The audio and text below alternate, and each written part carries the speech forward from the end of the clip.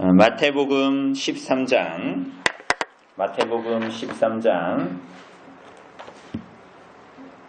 44절에서 46절 말씀입니다. 마태복음 13장 44절에서 46절의 말씀입니다. 제가 봉독해 드리도록 하겠습니다. 44절에서 46절입니다. 천국은 마치 밭에 감추인 보화와 같으니 사람이 이를 발견한 후 숨겨두고 기뻐하며 돌아가서 자기의 소유를 다 팔아 그 밭을 사느니라. 또 천국은 마치 좋은 진주를 구하는 장사와 같으니 극히 값진 진주 하나를 발견하며 가서 자기의 소유를 다 팔아 그 진주를 사느니라. 아멘. 오늘 사랑하는 여러분, 우리가 오늘은 잠시 요한복음을 멈추고 우리가 마태복음의 말씀으로 우리가 오늘 어떻게 살아가야 하는가에 대한 내용들을 같이 보려고 하는데요. 이 내용은 사실은 우리가 요즘에 하이델베르크 요리문답 우리가 10계명을 끝냈지 않습니까? 그리고 이제 기도로 넘어가고 있는데 그 10계명과 그리고 그 주기도가 이야기하고 있는 어떻게 살 것인가의 내용을 우리가 좀 간단하게 다루면서 이 시간 나아가기를 바랍니다. 우리가 가지고 있는 성경책 굉장히 두껍죠. 그죠? 66권의 성경책입니다. 여러분 혹시 요거 몇 번 읽어보셨습니까? 혹시 한 5번 읽으신 분? 그러니까 대충 해서 내가 한 5번을 읽은 것 같다. 너무 많나요? 그러면 한 번 읽어봤다. 부끄러워하시지 마시고 손 드시면 됩니다. 2번을 읽어본 것 같다. 지금까지 내가 신앙생활 하면서 2번 읽어본 것 같다.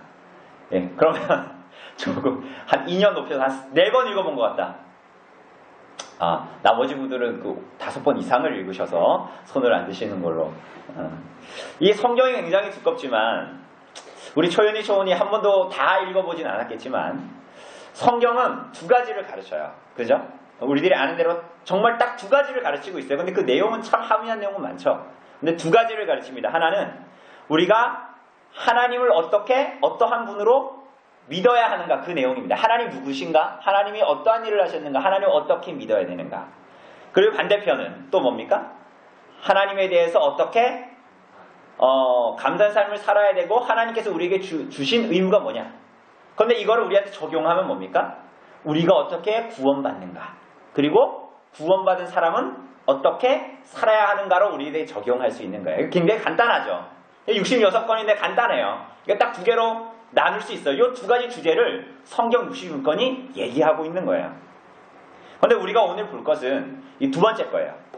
그러니까 교회가 여러분들이 예수님을 믿고 또 어떻게 살아야 하는가에 대한 내용입니다.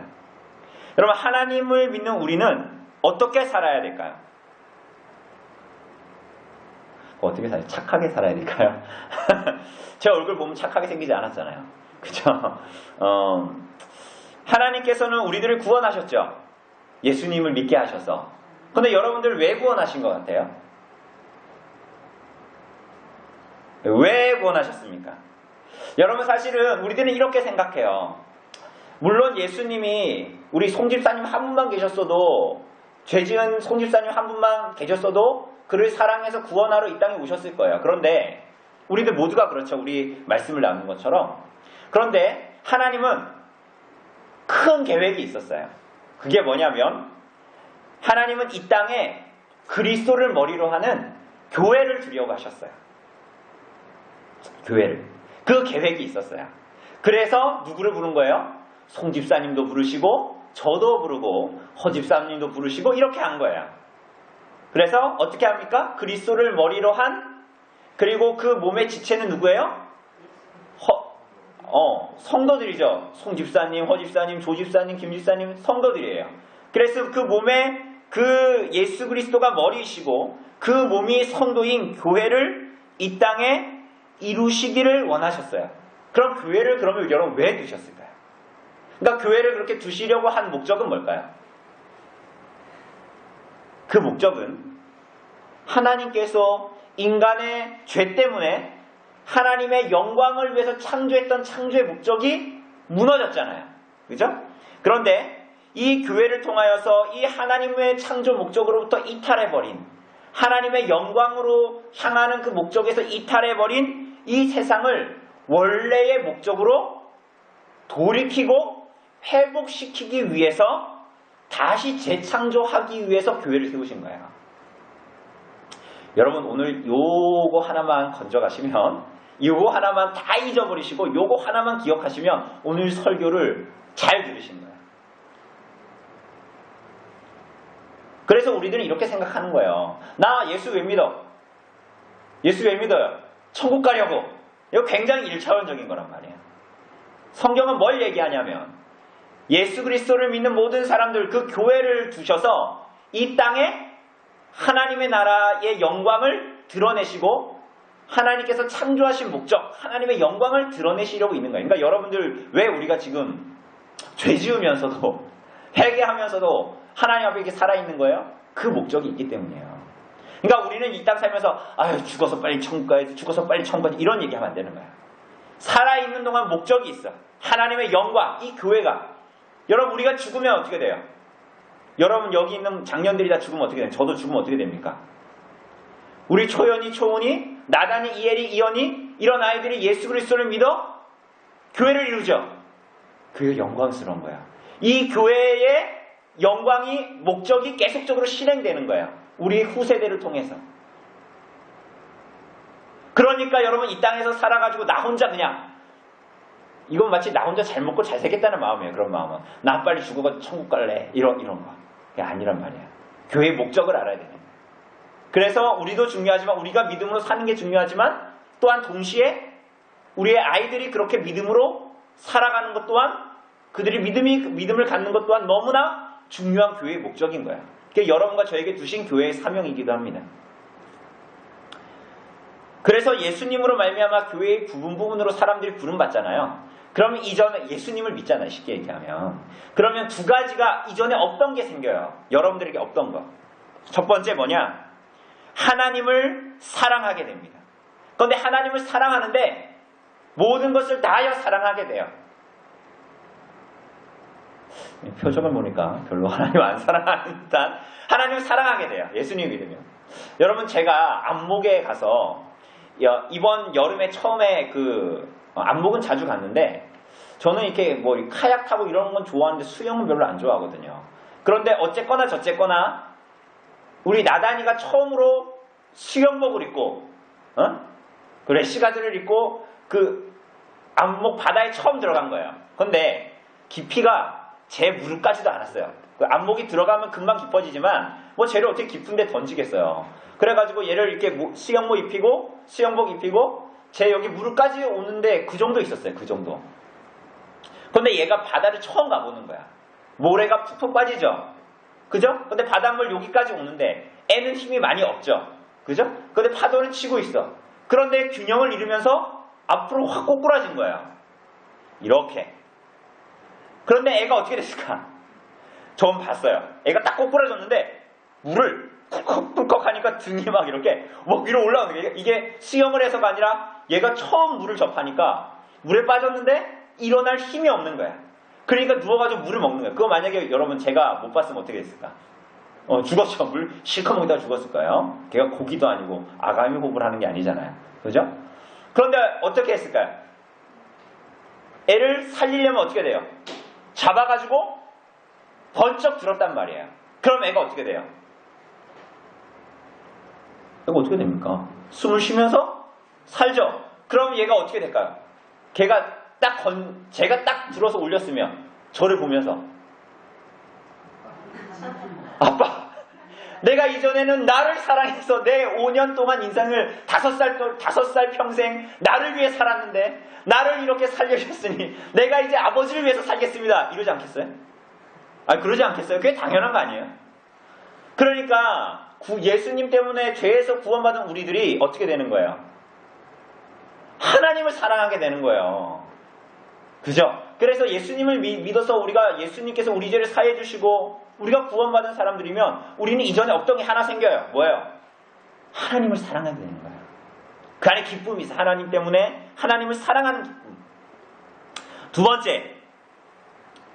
번째로 첫 번째로 하나님을 사랑하게 되고 두 번째가 생기는데 그게 뭐냐면 이전에 없던 눈이 생겨요. 여러분 요즘에 그 공유 나오는 드라마 뭡니까 그거? 도깨비? 도깨비죠. 그런데 거기에 보니까 그렇진 않지만 흔히 우리가 아는 만화책에서 보는 도깨비는 어떻습니까? 눈이 몇 개예요? 도깨비를 많이 안 보셨나 보다.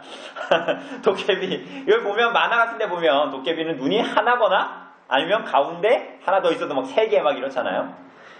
예수님을 믿으면 또 다른 눈이 생겨요. 그게 뭐냐면 예수님 믿기 전에 이전에 조성룡 같은 사람을 보면 야, 참 사람도 저렇게 생긴 사람도 다 있구나. 세상은 참 넓다. 이렇게 생각할 수 있지만 예수님을 나는 참 저렇게 안 생겨서 정말 우리 엄마 아빠한테 고마워. 이런 마음이 드는데 예수님을 믿고 나면 다른 눈이 생겨요. 사람을 보고 세상을 보는데 다르게 해석돼. 저 사람이 참 저렇게 생겼어도 저 사람은 그래도 하나님의 형상으로 지음받은 귀한 사람이야.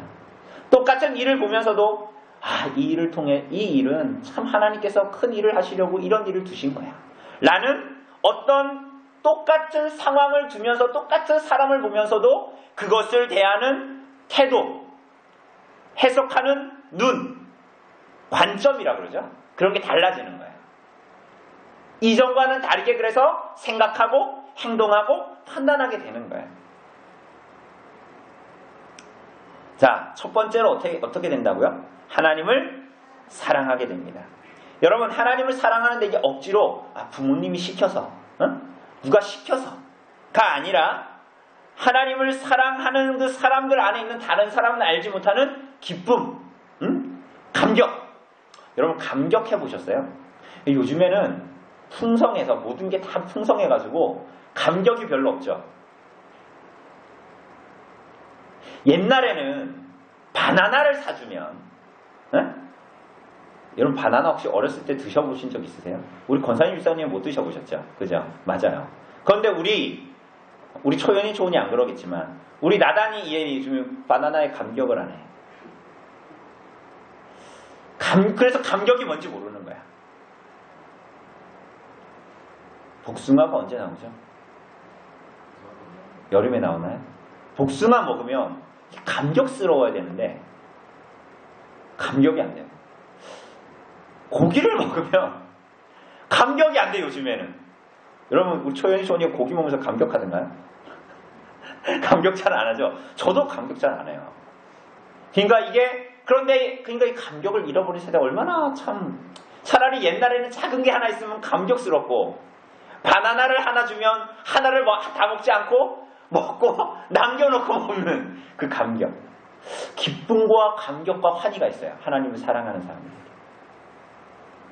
그리고 헌신이 있죠. 여러분 제가 초등학교 2학년 때 저는 굉장히 조숙했습니다. 초등학교 2학년 때 같은 반에 25년이 지났는데 이름을 안 잊어버려요. 이름이 김선옥이었어요. 같은 반에 여자애가 이쁘장한 여자애가 있었어요. 김선옥. 요즘에는 애들 이름 이렇게 안 짓겠지만 김선옥이었어요. 그런데 물론 제 아내가 훨씬 이쁘지만 지금 생각해보면 이렇게 얘기하죠.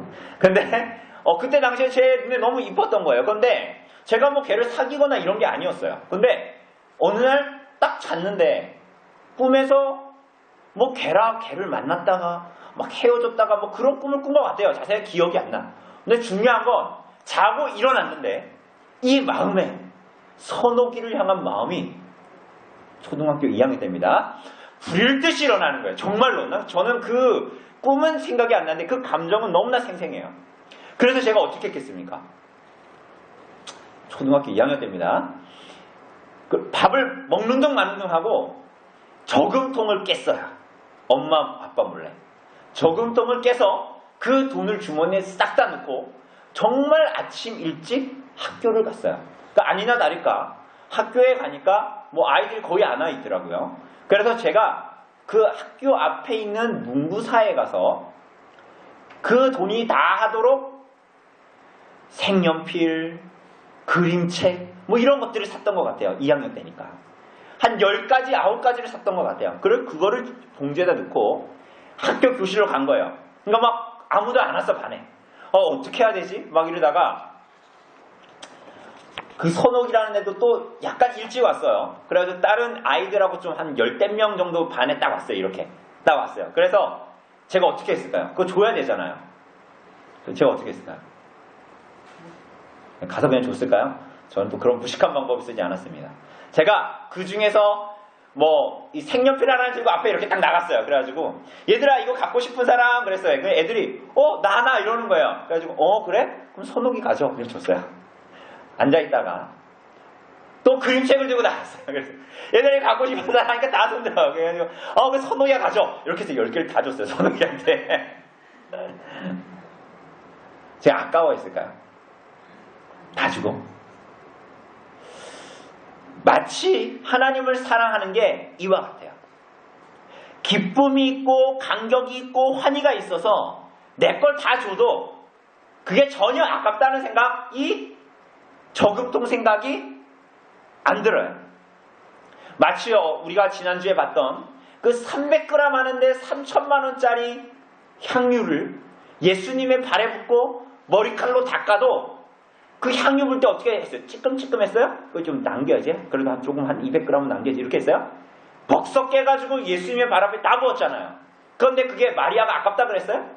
아니요. 아깝기는커녕 그 향유로 부어서 자기 머리를 닦았어요. 그런데 예수님을 사랑하지 않았던 가룟 유다는 어땠어요? 그거 보면서 뭐라 그랬습니까? 야! 그거 왜 예수님의 발에 쓸데없이 부어? 지금 집 밖에만 나가도 가난한 사람들이 깔려있는데 그 사람들한테 가난한 사람들을 나눠줬으면 훨씬 좋았겠다. 이렇게 얘기하는 거예요. 그러니까 하나님을 사랑하면 예수님으로 말미암아 하나님을 사랑하면 마리아와 같이 되는데 하나님을 사랑하지 않는 자는 그것을 보면서 깨닫지를 깨달아요? 못 깨달아요? 못 깨닫는 거예요. 야, 너 헌금을 교회 가서 왜? 그 돈 차라리 나한테 줘. 내가 네 소원 들어줄게. 이런 생각하는 거예요. 예배를 왜 가? 그 시간을 왜 거기다 써? 야, 나한테 그 시간을 써. 내가 너한테 훨씬 잘해줄게. 억지가 아니라 원함입니다. 기쁨과 감격이 있는 거예요. 강제가 아니라 기쁨이고 부담이 아니라 감격인 거예요. 그죠? 마리아에게 그리고 선옥이에게 선물을 바쳤던 제 마음이 하나님을 사랑하는 자에게 모두 다 있어요.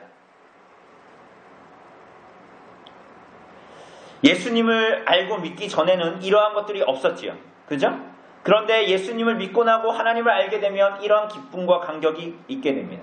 그래서 말씀을 듣는 것이 TV를 보는 것보다 즐겁고 이웃과 수다를 떠는 것보다 예배를 드리는 것이 더 즐겁고 찬송을 부르는 것이 빅뱅의 에라 모르겠다를 듣는 것보다 아니면 트로트를 부르는 것보다 내 마음을 훨씬 흡족하게 하는 거예요. 예수님으로 말미암아 하나님을 사랑하게 되는 자들에게 이러한 기쁨과 감격이 있는 거예요. 여러분 이런 기쁨과 감격이 있습니까? 그죠? 그래요? 오늘 본문에 나오는 사람들을 잘 보세요. 두 가지 비유로 예수님께서 말씀하셨습니다. 어떤 사람이 남의 밭을 빌어서 땅을 일구고 있었어요.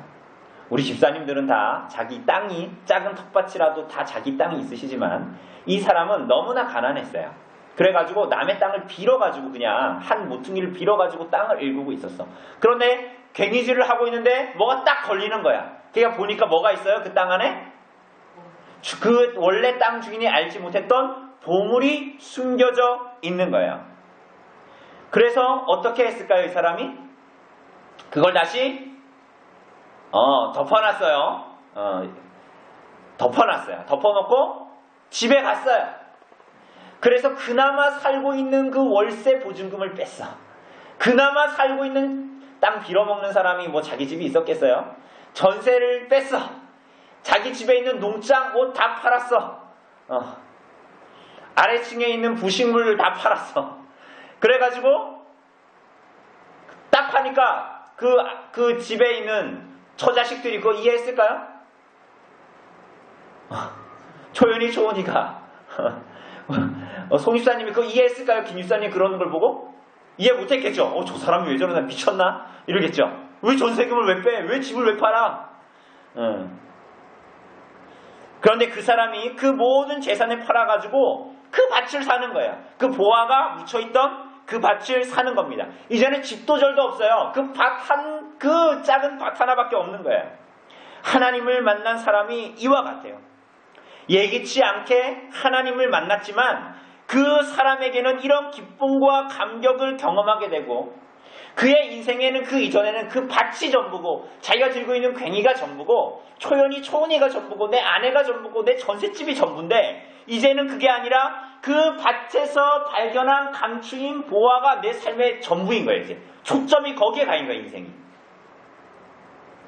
그렇게 밭에 감추인 보화를 사기 위해서 그 사람이 기존에 가지고 있던 것들을 다 팔아야 됐죠. 맞습니까? 그와 마찬가지로 예수님으로 말미암아 죄의 사함을 받은 사람들은 하나님의 나라에 들어가기 위해서 결별해야 되는 것들이 있어요. 이별해야 되는 것들이 있어요. 하나님께서 우리에게 팔아버리라고 하는 것들을 팔아버려야 돼. 그게 뭘까요? 차일까요? 집일까요? 우리가 복음에서 하나님의 은혜를 발견했을 때 우리가 이전에 가지고 있었던 모든 것들, 하나님을 향해서 가졌던 뜨뜻미지근한 마음들, 아무렇지도 않게 행했던 불법적인 행동들, 우리가 이전에 하나님을 반하여 가졌던 욕심들, 욕망들, 욕정들, 정욕들, 이런 것들을 다 팔아버려야 되는 거예요. 밭에서 보화를 발견한 사람들, 감추인 천국을 발견한 사람들은 그렇게 해야 되는 거예요.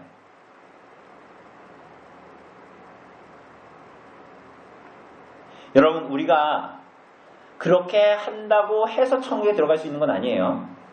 마치 나단이가 자기한테 자기의 모든 소유, 장난감을 다 팔아서 다이아몬드를 살 수 없는 것과 마찬가지예요. 그렇지만 불법과 욕심과 정욕과 하나님이 아닌 다른 것들로 내 인생을 채웠던 것들을 결별해야 천국을 살 수 있다면 우리는 기꺼이 그 모든 것들과 이별해야 되는 거예요. 왜냐하면 하나님께서 여러분과 제가 그렇게 하나님에 반하는 즐거움과 욕망들과 정욕들과 이별하기를 원하시기 때문이에요. 천국은 그러한 자들의 것이에요. 그래서 예수님께서 뭐라 그러셨어요? 그 천국에는 술 취한 자와 가늠한 자와 도적질하는 자가 없다고 말씀하신 거예요. 그래서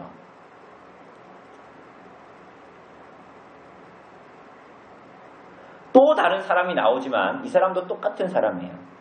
어떤 사람이 매일같이 최고의 진주를 찾으러 다닙니다. 그런데 이 사람이 원래 뭐 하는 사람이에요? 장사꾼이잖아요. 뭐 파는 장사꾼이에요? 진주 파는 장사꾼이. 자기네 가게에 진주가 엄청 많아. 그러니까 쉽게 얘기하면 자기가 진주 가게를 해. 그런데 자기가 이 세상에서 가장 값진 자기가 그 최고의 가치를 지닌 그 진주를 찾아서 일생 세상을 헤매고 다니는 거예요. 그런데 이 사람이 그러다가 그 진주를 발견했죠. 그러니까 이 사람이 어떻게 합니까?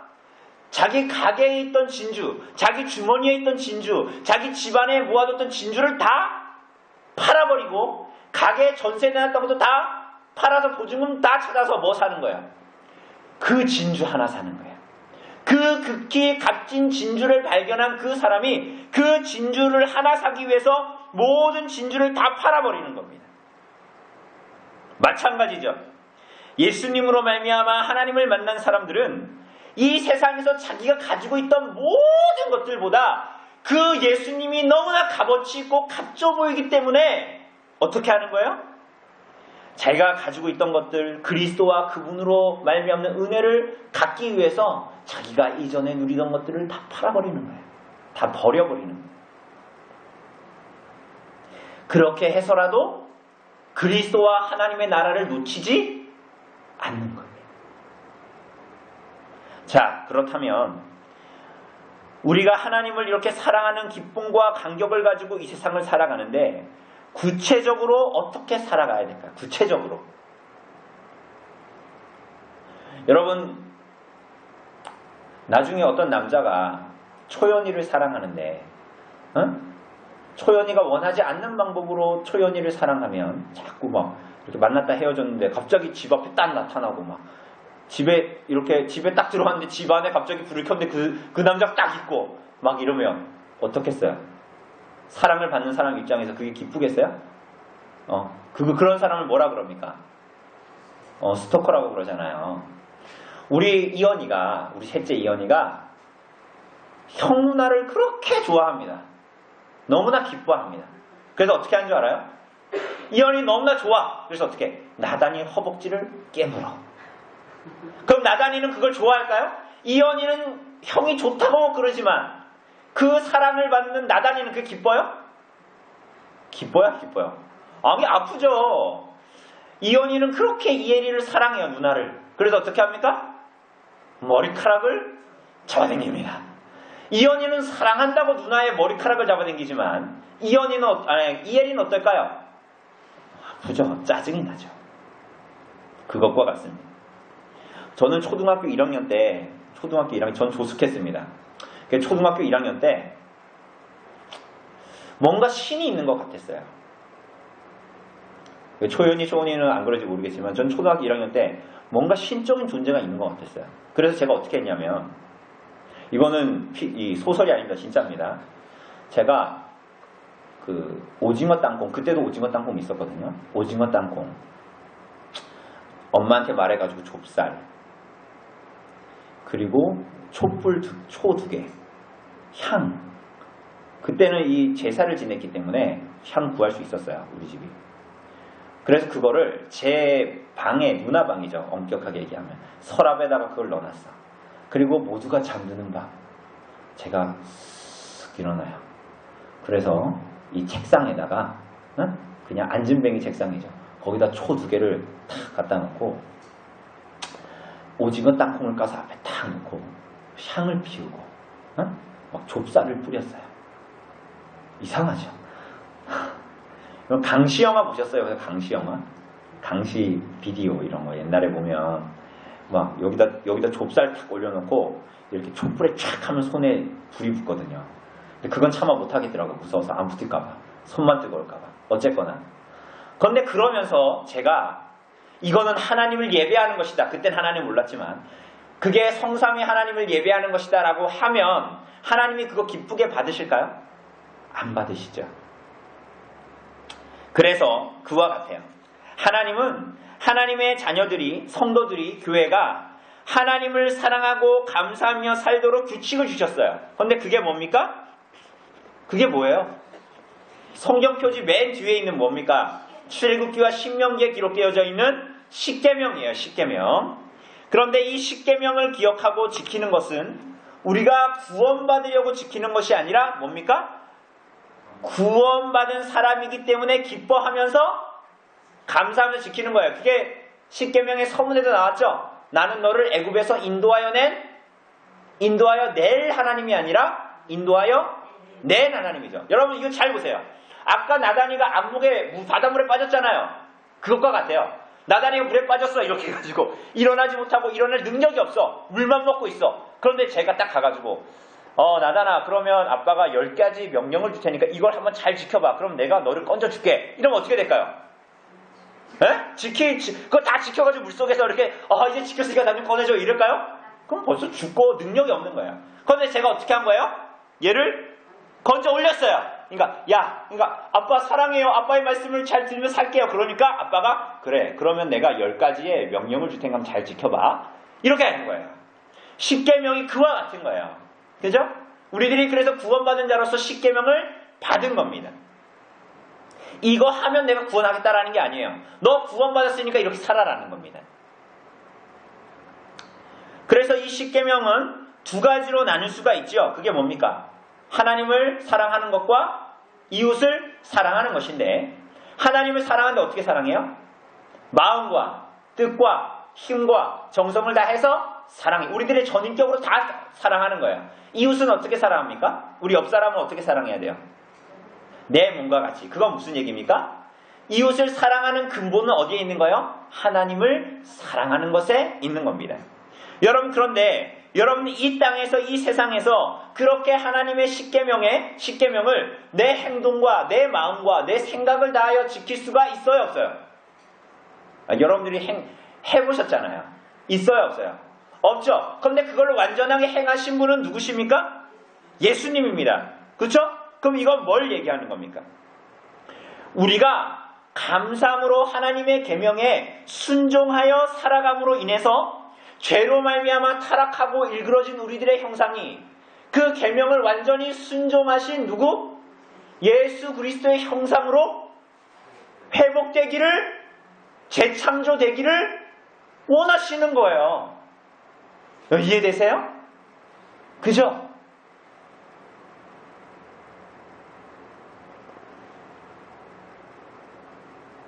여러분, 그런데 이 계명에 순종하며 살아가는 것이 예수님을 진실로 믿어 거듭난 이 하나님의 백성들은 그게 참 힘들기만 하고 괴롭기만 할 것 같은데, 사람들이 이해하지 못하는 순종하면서 하나님께 나아갈 때 기쁨과 감격이 그 안에서 있게 됩니다. 여러분들이 요즘에 제일 좋아하는 게 뭐예요? 여러분들이 가장 요즘에 제일 좋아하는 게 뭡니까? 요즘에 여러분들의 관심사, 내가 이것만 있으면 참 마음이 흡족하고 만족하다. 뭡니까? 뭐 핸드폰은 아니고, 예, 뭐 우리 아이들은 핸드폰일 수 있겠지만, 여러분 그게 뭐죠? 돈, 자동차, 집.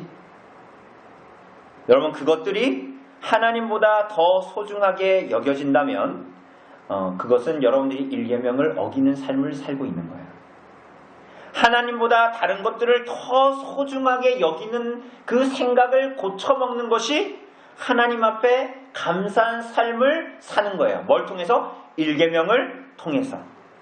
그리고 여러분 주변에 있는 세상의 사람들이, 가족들이, 여러분 주변의 이웃들이 하나님을 몰라서 돈을 더 사랑하고, 하나님을 몰라서 큰 집을 더 사랑하고, 하나님을 몰라서 그 자식 새끼만 그렇게 사랑하고, 그렇게 여길 때에 여러분은 말할 수 있어야 하지요. 뭡니까? 그들에게 말할 수 있어야 하죠. 뭐라고요? 하나님을 가장 소중하게 여기라고. 그게 뭡니까? 일계명에 적극적으로 순종하는 삶, 복음을 전하는 것이에요. 이 계명에 의해서 하나님께 순종하는 삶은 뭡니까? 여러분들 교회에 왜 나오죠? 오늘 교회에 나오셨잖아요. 예배드리러. 왜 나오셨어요? 안 나오면 우리 집사님이 저녁에 전화할 거기 때문에, 목사님이 전화할 거기 때문에, 아니면 안 나오면 핑계대고 안 나올 수는 있지만 내 마음이 찝찝해서, 그러면 이 계명을 어기고 있는 거예요. 여러분 예배드리는 게 여러분이 기쁘기 위해서입니까? 하나님을 기쁘게 하기 위해서입니까? 내가 찬송하는 것이 내 마음을 동하게 하고 내가 막 기쁘게 하기 위해서 찬송하는 거면 그건 이 계명을 어기는 거예요. 여러분에게 주어진 하루하루의 시간, 초연이가 용돈이 얼마인지는 모르겠지만 용돈, 여러분들이 지금 이렇게 앉았다가 섰다고 할 수 있는 힘, 기력, 에너지, 이것을 여러분이 인생에 여러분 마음에 내키는 대로 사용합니까? 아니면 그것의 주인이 나에게 허락하신 분이 하나님인 줄 알고 하나님의 원하심이 무엇인지에 대해서 생각하면서 살아갑니까? 우리가 아무렇게나 하나님을 예배하며 섬길 수 있습니까? 그것을 하나님이 기뻐하실까요? 아니겠죠. 우리들이 알다시피 모세가 시내산에 올라가서 하나님의 율법을 받을 때에 40일이 지나자 이스라엘 백성들은, 야, 모세는 가서 죽었는지 살았는지 모르겠으니 아론, 너가 우리를 위해서 신을 만들어라. 그래서 금송아지 만들었죠. 그리고 나서 금송아지를 예배할 때 뭐라고 했습니까? 그게 금송아지시여 이렇게 안 하고 우리를 애굽에서 건져내신 여호와시로다 라고 했습니다.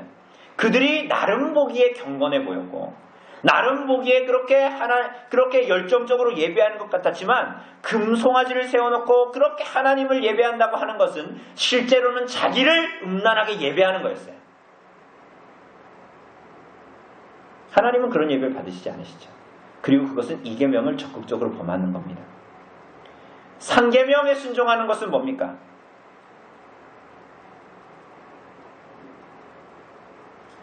상계명이 뭡니까? 여호와의 이름을 망령되게 부르지 마라. 그건 뭐냐면 하나님에 속한 것들, 이름뿐만이 아니라 하나님에 속한 것들을 가볍게 여기지 않는 겁니다. 여러분이 그 주일에 교회에 올 때 그저 일주일에 한 날처럼 습관적으로 무심한 마음으로 옷을 대충 입고, 물론 이게 옷을 좋은 옷 메이커를 입으라는 게 아니에요. 옷을 대충 입고, 그런 분은 우리 가운데 없지만 밤늦게 자서 흐리멍텅한 상태로 찬송도 하는 둥 마는 둥. 우리 교회에서는 아니지만 저는 심지어 전에 있던 교회에서는 찬송가를 부르면서 조시는 분들도 봤어요. 그래서 저는 신기했어요. 찬송가를 부르면서 어떻게, 그러니까 설교를 들으면 가만히 있잖아요. 그럼 졸 수 있다고 난 생각하거든요. 찬송을 부르면서 주무시더라고. 찬송을 부르는 둥 마는 둥, 설교를 듣는 둥 마는 둥, 장난치고 졸고 할 때에는 그거 다 뭐예요? 상계명에 불순종하는 거예요. 그러므로 이 상계명은 다 뭐예요? 하나님께 속한 모든 것들을 가볍게 여기지 않고 두렵고 떨리는 마음으로 부르는 거예요. 여러분이 존경하는 사람들을 이름을 대면서 부를 때 뭐라고 부릅니까? 우리 나단이가 아빠를 부를 때 목사님이라고 부른다고 해봅시다. 뭐뭐뭐 목사님. 근데 그렇게 안 부르고 우리 나단이가 저한테 성령아 이랬다고 해봅시다. 그 이후에 일은 상상하지 마시고 어떤 일이 벌어질지. 그렇게 안 부르죠. 나단이가 뭐라고 불러요? 혹시 그렇게 부를 일이 있으면 조성령 뭐라고 부를까요? 목사님 이렇게 부르겠죠. 그죠? 우리가 한 사람을 부를 때 그렇게 부른다는 건 뭐야? 그 안에 존경과 사랑하는 마음을 담아 부른다는 거예요. 우리가 하나님의 이름을 부를 때에도 마찬가지죠.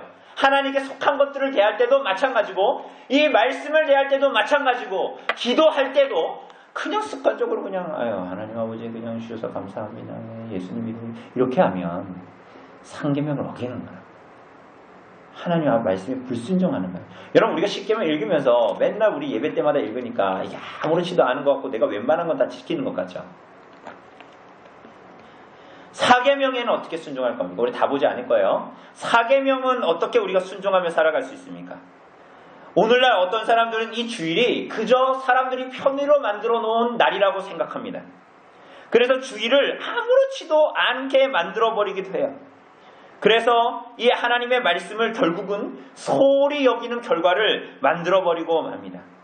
여러분 안식일은 어떤 사람이 임의로 정한 날이 아니죠. 여러분 일주일은 며칠입니까? 7일이죠. 그런데 이 7일을 사람들이 만들었어요? 이런 이 패턴과 주기도 다 하나님이 만드신 거예요. 이미 창세기에서 다 그렇게 얘기하고 있고, 여러분 실제적으로 우리들의 달력을 봐도, 우리들이 사는 패턴을 봐도, 이 세상에 사람들이 사는 걸 봐도 며칠을 주기로 살아요? 7일을 주기로 살아요. 여러분 이것은 설명이 되어질 수 없어요. 이것은 하나님이 만드신 인생의 주기예요. 부인할 수가 없는 거예요. 그런데 그 날 한 날을 안식일은 하나님이 정하신 날로 그렇게 정하신 거예요. 우리들의 인생의 모든 날이 물론 7일이 다 하나님께서 우리에게 주신 날이죠. 그러나 하나님께서는 우리들의 이 주일 한 날만큼은 모든 관심을 끊고 하나님을 예배하고 사랑하는 날에 집중하라고 구별해 주신 날이에요. 그래서 이 주일에는 뭐 해야 되는 겁니까? 뭐 해야 될까요, 그러면? 오늘은 하나님에 대해서 무엇을 배울지, 내가 하나님을 어떻게 기쁘게 할지, 어떻게 하나님을 더 기쁘고 사랑할지 기대하는 날이에요. 그러니까 우리가 주일을 대할 때는 그런 정신으로 대해야 되는 거예요. 주일 전날 토요일 밤을 그런 기대로 자야 되는 거예요. 밤늦게까지 리모컨 돌리는 게 아니라. 여러분 안식일을 지킨다라는 것은 아무 할 일도 없이 오늘같이 추운 날에는 뜨뜻한 방바닥에 누워서 고구마 까먹고 귤 까먹으라고 안식하는 게 아니란 말이에요. 그것은. 그럼 뭡니까? 제가 얼마 전에 이스라엘 여행하고 갔다 왔잖아요. 그죠? 그때 제가 어떤 선교사님한테 이런 얘기 들었어요. 이 아시아계 선교사님이 안식일에 길거리를 이렇게 걸어가고 있었어요. 그런데 유대인들이 있는 회당을 지나가게 됐어요.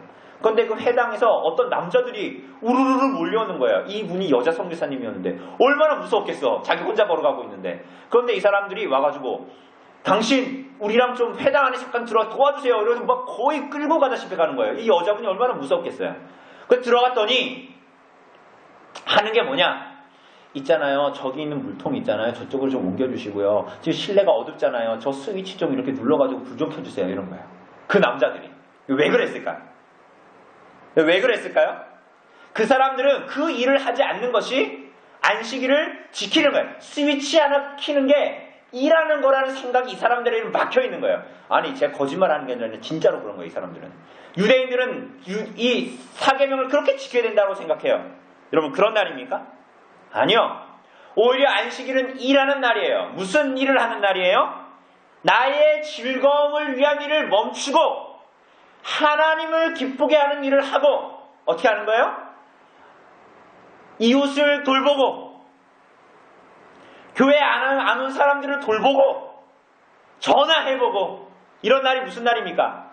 안식일이에요. 배 깔고 땅바닥에 누워있는 것이 안식하는 게 아닙니다.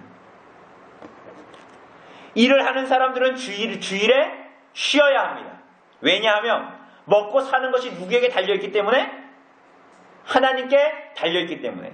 만약에 주일에 일을 하는 것이 마땅하다고 주장한다면 우리는 주기도문에서 뭐라고 해요? 일용할 양식을, 오늘날 우리에게 일용할 양식을 주옵시고라고 기도하잖아요. 그죠? 그런데 입으로는 그렇게 하면서 실제로는 그 안 믿는 사람들이에요. 여러분, 그게 하나님 만홀히 여기는 거예요. 여러분, 주기도 하잖아요. 뭐라 그래요? 하늘에 계신 우리 아버지 하면서 일용할 양식을 오늘날 우리에게 주옵시고라고 기도하죠. 입으로 그렇게 해요, 안 해요? 해요, 안 해요? 하죠. 그래놓고 주일날에 일하면 그거 뭡니까? 내가 다 거짓말로 얘기하고 있는 거예요, 사실은. 그 사람이 아무리 경건하게 눈 감고 있어도 그 사람은 사실 거짓말하는 사람이지. 일용할 양식 하나님께서 주신 거라는 알면서 어떻게 하는 거예요? 어떻게 하는 거예요? 하나님께서 주신 일용할 양식 먹고 죄 짓는 거지. 하나님께서 일용할 양식 왜 주셨는데?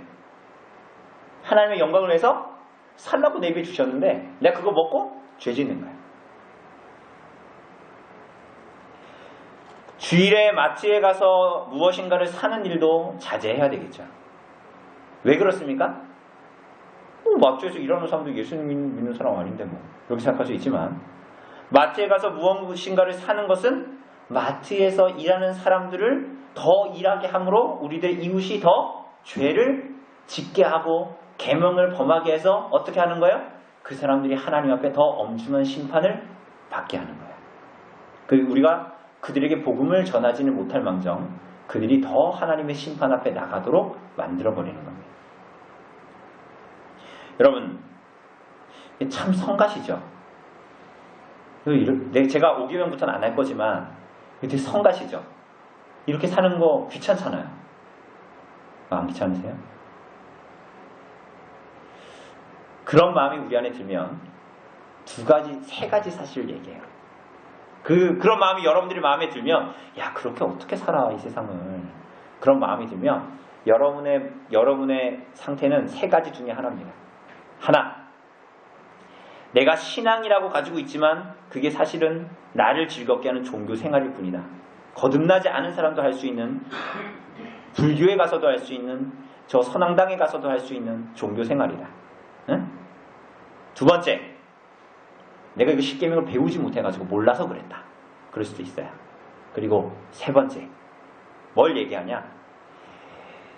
내가 괜찮은 하나님 믿고 괜찮은 사람인 줄 알았는데 내가 하나님과 얼마나 멀리 떨어져 있는 사람인가를 깨달아야 돼. 이 계명 지키며 살아가는 게 너무 힘들다라고 생각이 들면 뭐 이렇게까지 살아야 돼? 너무 귀찮잖아. 이런 마음이 들면 내가 상태가 내가 괜찮은 사람인 줄 알았는데 내가 괜찮은 초연이 엄마 아빠고 내가 괜찮은 나단이 엄마 아빠인 줄 알았는데 내가 얼마나 하나님에게서 멀리 떨어져 있는 사람인가를 보여주는 거예요.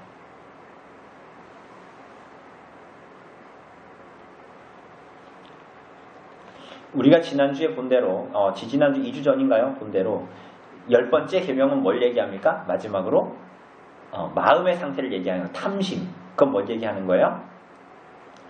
하나님 앞에 감사하는 삶을 살되 그냥 외형적으로 보이는 게 아니라 너희 마음에서부터 진실하고 깨끗함으로 그렇게 하나님을 섬겨라. 것을 얘기하는 거죠. 사랑하는 여러분, 우리들이 예수님을 믿어 구원받았지만 우리 안에는 여전히 그리스도의 형상으로 우리가 완전히 회복되지 않았고 우리 안에는 부패한 본성의 찌꺼기가, 죄의 찌꺼기가 남아있어서 결국은 감사한 삶을 완전히 살아갈 수가 없죠. 마치 제 아들이 안목에서 건져 올렸더니 정말 세상을 다시 살겠다는 그런 눈빛과 다짐으로 저를 봤는데 하루만 지나면 내가 언제 그랬냐는 식으로 살아가는 것과 마찬가지라고 할 수 있겠죠. 그럼 하나님은 이것을 다 지킬 수 없는데 왜 이것을 주셨을까요? 왜 이 십계명을 우리에게 주신 것일까요? 첫째는 우리가 하나님 앞에 죄로 말미암아 부패한 구원이 아니면, 외부에서부터 건져 올리지 않으면 바닷가에 빠진 나단이처럼 스스로 설 힘도 없고 그 물 꼴깍꼴깍 하다가 죽을 수밖에 없는, 도저히 하나님 말씀에 순종할 수 없는 죄인이다, 가능성이 없다라는 것을 보여주고 있고, 두 번째는 뭡니까? 결국은 우리가 계명에 붙들려 순종하려고 몸부림치지만 그것은 우리들이 구원받기 위한 조건, 이걸 지켜가지고 구원받을 수 있는 그런 조건으로 주신 것이 아니다. 세 번째는 뭡니까? 그렇기 때문에 예수님 때문에 우리가 구원받은 줄 알고 예수님을 더 사랑하고 예수님의 형상으로 회복되기를 간절히 소망하라고 뭘 주신 거예요? 십계명을 우리에게 주신 것입니다. 사랑하는 여러분, 그래서 예수님을, 하나님을 사랑하는 사람들은, 십계명을 지키려고 몸부림치는 사람들은, 하나님께 감사한 삶을 살려고 하는 사람들은 어떻게 해야 될까요? 초연이가 하나님을 사랑해서 하나님께 감사한 마음으로 십계명을 지키면서 살려고 해. 그런데 능력이 없는 것 같아. 아무리 봐도 내가 삶을 그렇게 못 살아. 그럼 어떻게 할까요? 정말 하나님을 그렇게 사랑하는 사람들은 그렇게 살고 싶은 마음이 우리 안에 있겠죠. 그럼 어떻게 해야 할까요? 어떻게 할까요? 기도하는 거예요. 그래서 하이델베르크 요리문답에서 감사한 삶을 얘기할 때 뭐하고 뭘 얘기하는 거예요? 십계명과 주기도를 얘기하는 거예요. 하나님을 사랑하여 계명에 순종하여 삶을 살고 싶은 사람은 반드시 기도하게 되어져 있어요. 자기의 능력이 부족하다라는 것을 알기 때문이죠. 그래서 그렇게 하나님께 전심으로 매달리고 정말 자기를 부인하고, 마치 그 밭에 있는 보화를 사기 위해서 자기 모든 소유를 팔아버린 것처럼, 그 사람처럼 자기를 부인하는 이 사람들은 하나님을 사랑하는, 모든 걸 다 팔아 보화를 사고 모든 진주를 다 팔아 그 같은 진주 하나를 소유하는 하나님 앞에서의 하나님을 사랑하는 가난한 마음을 주시는 거예요. 그래서 무엇을 하든지 하나님의 영광을 생각하게 되고, 무엇을 하든지 하나님이 이것을 이렇게 하는 걸 기뻐하실까? 이걸 생각하는 거예요. 무슨 선택을 하든, 무슨 말을 하든, 무슨 행동을 하든. 여러분, 그리스도인이 된다라는 것은 이런 걸 얘기하는 거예요. 교회로 산다라는 것은, 여러분이 성도로 산다라는 것은 이런 걸 얘기하는 거예요. 우리 근데 자꾸만 그리스도인이 되고 기독교인이 되고 이거를 교회 다니는 걸로 생각하죠. 그리스도인이 된다라는 걸 교회에 출석하는 거랑 똑같이 대등한 걸로 두는 거예요. 그리스도인이 된다라는 것을 교회 와서 좋은 얘기 들었다, 좋은 깨달음 받았다. 그리스도인이 된다라는 것을, 내가 교회 와서 오늘 찬송을 하는데 오늘은 마음이 뜨겁네? 이런 감격이 있네? 이런 은혜 비슷한 걸 주셨네? 이런 걸로 자꾸만 그리스도인으로 산다라는 것을 자꾸만 똑같이 여기는 거예요. 그래서 어느 날에 교회 오면은 감명을 받으면은 그날엔 그리스도인이 된 것 같고, 아닌 날엔 아닌 것 같은 거야. 자꾸만 그리스도인이 된다는 걸 그냥 교회 출석한다라는 생각으로만 가지고 있으니까 교회에서는 거룩해 보이고 경건해 보이는 집사님, 권사님, 장로님, 목사님이 집에만 가면 세상 사람들과 다를 바 없이 말하고 행동하고 생각하면서 살아가는 거예요. 그러니까 목사, 장로, 집사의 아이들이 나중에 대학교 가면 교회 안 나오는 거예요. 자기 엄마 아빠가 어떻게 사는지 봤거든. 교회에서는 거룩하게 기도하는 것 같은데 집에 가서는 세상 사람들과 똑같이 사는 거야. 아주 누가 예수님 믿겠어요? 누가? 그러나 사랑하는 여러분, 소망이 있어요. 그게 뭐냐 하면 오늘이라도 우리가 진실되게 하나님을 믿고 감사하는 삶을 통하며 살면 주기도에서 주님께서 말씀하신 것처럼 하나님의 뜻이 하늘에서 이룬 것처럼 땅에서도 이루어지는 거예요. 그게 이 세상에서 이 땅에서 성도들을 통해서 교회를 통해서 실현되는 거예요. 그걸 통해서 우리를 부르셨다니까요. 여러분 잘 보세요. 예수님이 이 땅에 오시고 세례 요한에게 세례 받으셨죠. 그죠? 그럼 마가복음에 보면 세례 받을 때 어떻게 됩니까? 기억나세요? 하늘이 열려요. 근데 그 원어로 얘기하면 뭐냐면 하늘이 찢어져요. 그게 무슨 얘기예요? 예수님이 이 땅에 오심으로 말미암아 하나님이 아들이 이 땅에 오심으로 말미암아 하나님의 나라가 이 땅에 도래한 거예요. 그게 바로 오늘 그리스도를 머리로 한 교회로 있는 거예요. 그러니 우리를 통해서 여러분의 삶을 통해서 교회를 통해서 하나님의 나라가 이 땅 가운데 펼쳐지는 거예요. 타락하여서 하나님을 모르게 살아가는 모든 사람들이 교회를 통하여 회복되는 거예요. 그 사람들이 구원받아 어떻게 되는 거예요? 복음을 듣고 자기의 영광을 위해 살아가는 것이 아니라 하나님의 영광을 살아가게 되죠. 그게 원래 하나님의 창조의 목적이잖아요. 그게 교회의 목적이고 여러분의 삶의 목적이에요. 그래서 여러분들 우리가 숨쉬고 살아갈 수 있도록 하나님이 숨을 여전히 주고 있는 거라고요. 그게 소명이에요. 소명. 왜 우리가 교회로 있고 왜 우리가 엄결히 살아야 되고 왜 우리가 성도로서 왜 이 땅에 살아있는지의 소명이에요. 소명. 그것을 가지고 있어야 그리스도인인 거예요. 그것을 가지고 있어야 거듭난 사람이에요. 웨스트민스터 소요리 문답 1문답이 뭡니까? 사람의 주된 목적이 뭡니까? 너 왜 사니? 이거잖아요. 왜 산다 그래요? 사람의 주된 목적은 하나님을 사랑하는 것과 하나님을 영화롭게 하는 것과 그를 영원토록 즐거워하는 거예요. 이게 이렇게 실현되고 우리들의 삶이 그래서 이유가 의미가 있는 거예요. 우리들이 아무 의미 없는 삶을 살아가는 게 아니에요. 천국 가기 전까지. 그런 의미가 있어요. 이곳에 모인 성도님들이 하나님께 감사한 삶을 살아서 이렇게 하나님의 영광을 드러내고 하나님을 사랑하는 성도들이 되기를 간절히 바랍니다. 그래서 여러분들이 더욱 예수님을 닮아서 하나님의 뜻이 여러분의 삶과 교회를 통해서 드러나고 그래서 하나님께서 정말 우리를 이 교회를 주신 뜻 이 죄로 말미암아 다 일그러져 버린 인간의 이 형상과 이 세상이 하나님의 창조의 뜻대로 회복되고 재창조되는 그래서 하나님께 기꺼이 기쁨으로 헌신하는 삶을 드리는 성도로 교회로 살아가게 되는 참 하나님이 말씀하셨던 원하셨던 하나님의 자녀로 살아가게 되는 귀한 하나님의 백성들 되기를 간절히 바랍니다.